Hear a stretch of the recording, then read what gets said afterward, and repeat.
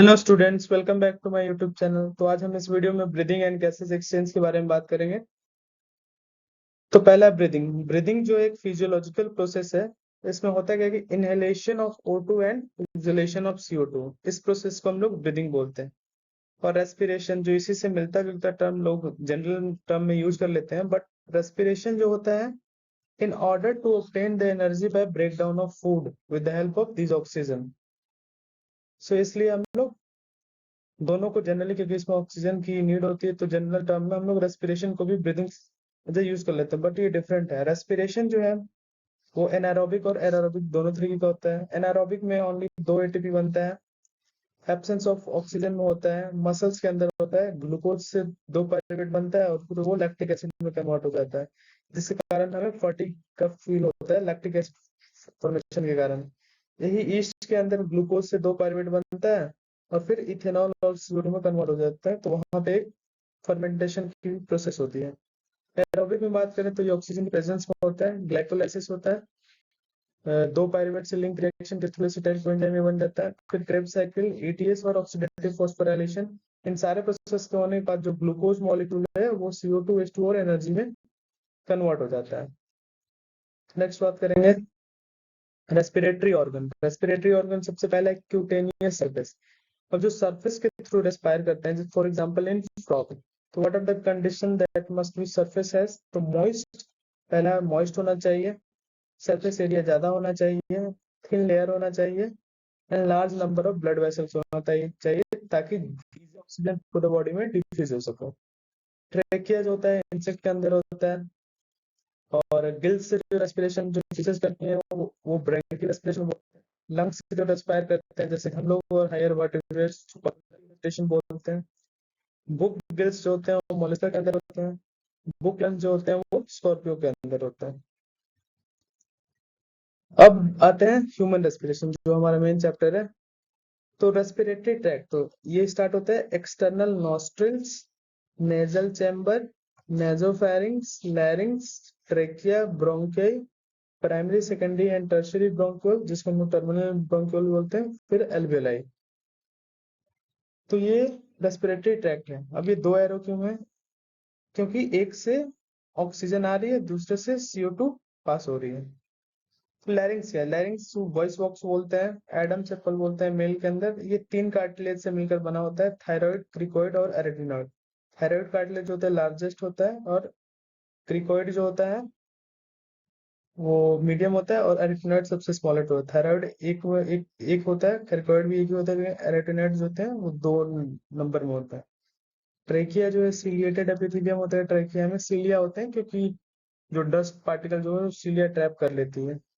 और it divided at the fifth thoracic vertebra. Trachea जो left और राइट में किस वर्टिब्रा डिवाइड होता है? Fifth thoracic vertebra.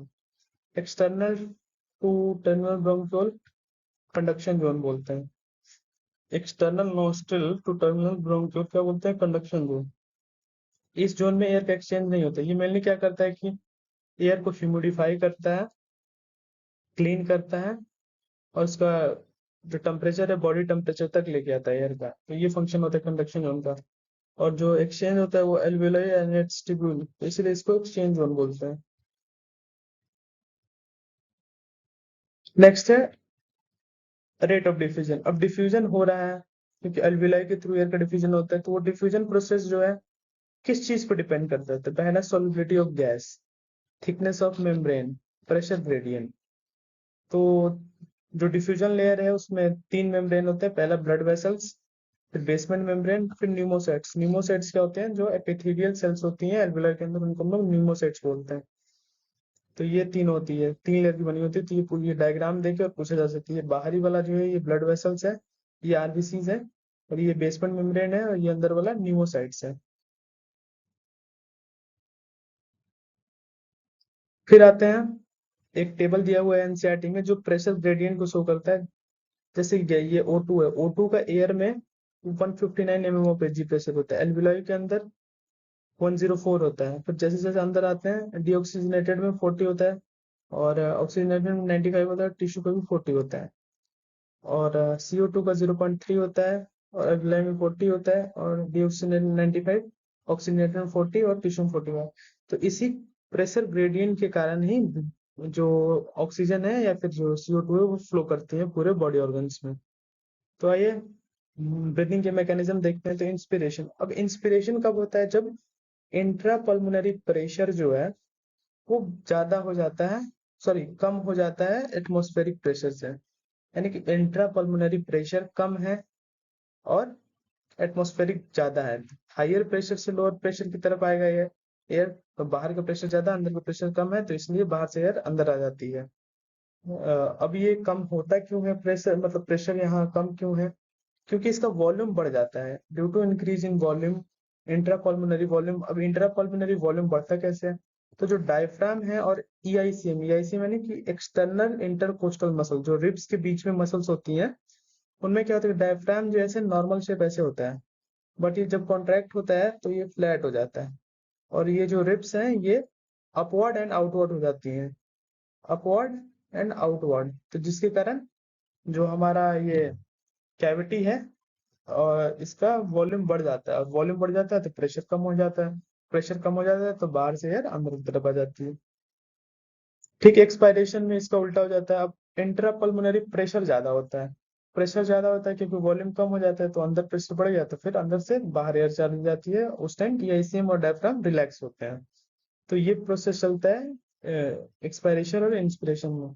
लंग्स जो होता है ये डबल वॉल्ड लेयर है, दो लेयर हैं जिसके बीच में प्लूरल फ्लूइड भरा होता है, जो कि फ्रिक्शन को रिड्यूस करने में हेल्प करता है। क्या करता है? फ्रिक्शन के रिड्यूस करने में हेल्प करता है। नेक्स्ट बात करते हैं transport of gases.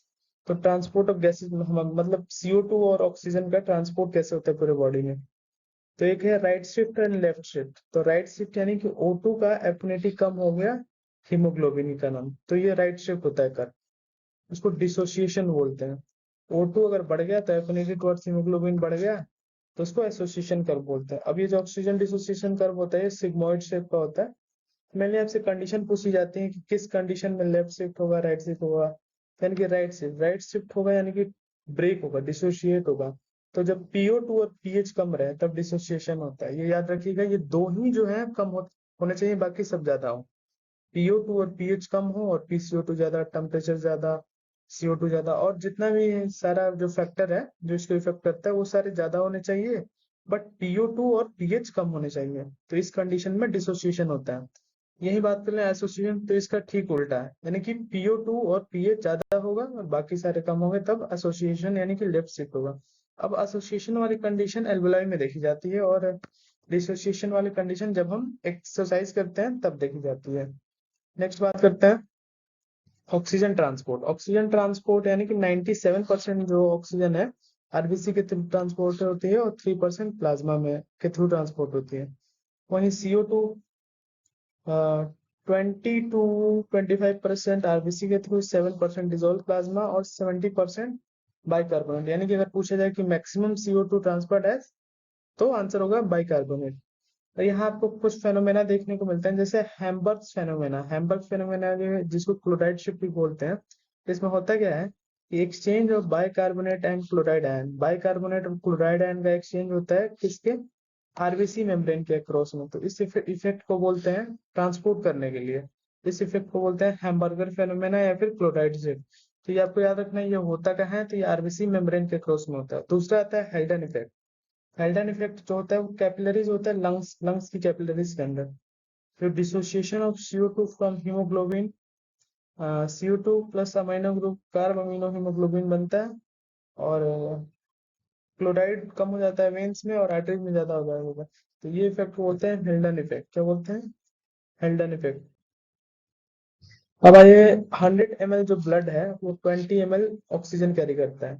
Normal condition में वो 5 ml डिलीवर कर देता है टिश्यू को, और 15 ml स्टोर करता है। स्टोर किसके लिए? जब इमरजेंसी कंडीशन या एक्सरसाइज वाली कंडीशन हो उसके लिए। 100 ml ऑफ ब्लड में 14 to 16 ग्राम हीमोग्लोबिन होता है। अब इस ब्रीदिंग और रेस्पिरेशन से कुछ रिलेटेड डिसऑर्डर्स देखते हैं, जैसे कि एस्थमा। एस्थमा जो होता है wheezing due to a inflammation of bronchiole. Wheezing sound आता है ब्रोंक्यूल्स और ब्रोंकियो में इन्फ्लेमेशन के कारण।